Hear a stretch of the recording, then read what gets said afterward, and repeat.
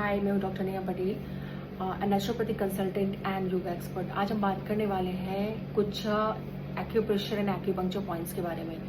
मान लीजिए अगर किसी को नोज ब्लीडिंग होती है, यानी कि epistaxis mainly caused by some blood disorders, कोई ट्रॉमा या इंजरी हुई हो किसी को, कार्डियोवास्कुलर डिजीज, ब्लड डिसऑर्डर्स, या फिर उसको कोई इन्फेक्शन हुआ हो, या फिर कोई नेजल डिजीज़ हो रखी हो उसको, एंड कई तरीके के इन्फेक्शंस भी होते हैं जिसकी वजह से भी नोज़ ब्लीडिंग हो सकती है। एनी हाउ अगर आपको नोज़ ब्लीडिंग हो रही है तो उसको स्टॉप कैसे करना है, हम उसको कुछ एक्यूप्रेशर पॉइंट दे करके धीरे धीरे करके हम उसकी फ्रीक्वेंसी को कम कर सकते हैं, फिर धीरे धीरे करके उसको कम्प्लीटली रिकवर कर सकते हैं उससे हम।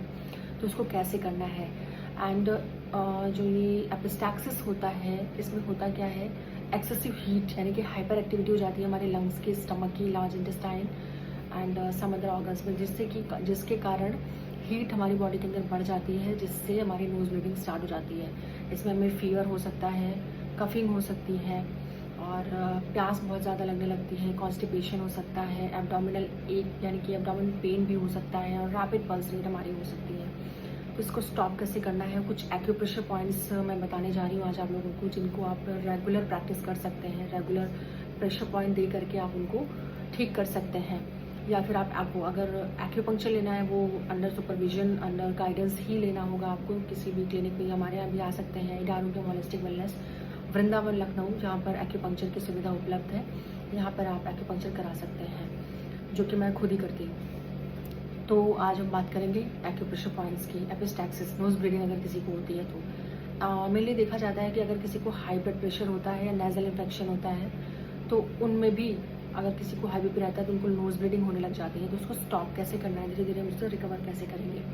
पहले पॉइंट के बारे में हम बात करेंगे।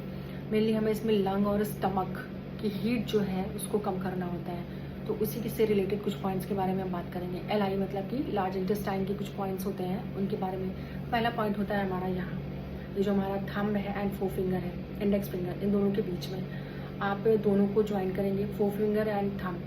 उसके बाद जो ये उभरा हुआ पार्ट आता है एक यहाँ होता है, या फिर इसको एक तरीका है दूसरे तरीके से, ये जो हमारा थंब का एज होता है यहाँ से हम इसको रखेंगे, एंड ये आप देख सकते हैं यहाँ रखेंगे, और यहाँ जहाँ पे इसका एज आ रहा है यहाँ पे रख के ये एक पॉइंट होता है, यहाँ पे हम प्रेशर देंगे 5 times clockwise and 5 times anti clockwise, ऐसे करके हम प्रेशर देंगे यहाँ पे। एंड एक होता है हमारा ये जो एल्बो क्रीज होती है, हम इसको सेमी फ्लैक्स करेंगे अपने एल्बो को, एंड जो एल्बो क्रीज हमारी जहाँ पे ख़त्म हो रही है लेटरली बाहर की तरफ, तो यहाँ पे एक पॉइंट होता है, एक पॉइंट ये हमें अपने थंब से प्रेशर देना है क्लॉकवाइज एंटी क्लॉकवाइज, इसको हम करेंगे।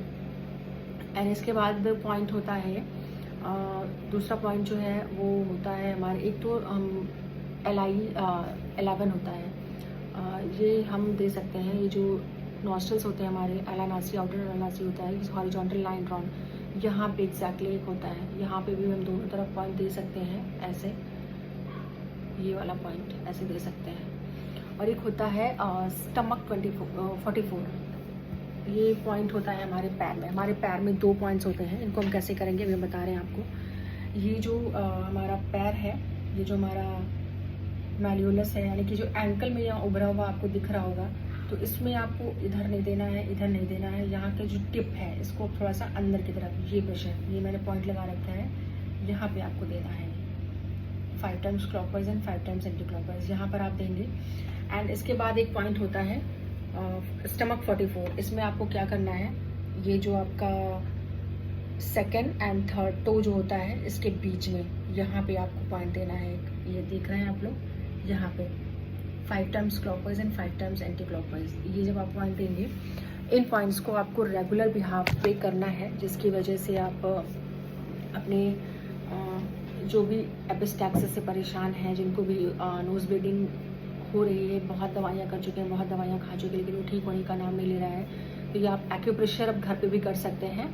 लेकिन एक्यूपंक्चर ट्राई कभी ना करें, वो अंडर गाइडेंस ही करें, किसी भी डॉक्टर के पास, एक्यूपंक्चरिस्ट के पास जा करके ही कराएं। हमारे यहाँ भी आ सकते हैं, बिल्कुल आ सकते हैं, यहाँ पर आपको पूरी तरह से ट्रीट किया जाएगा।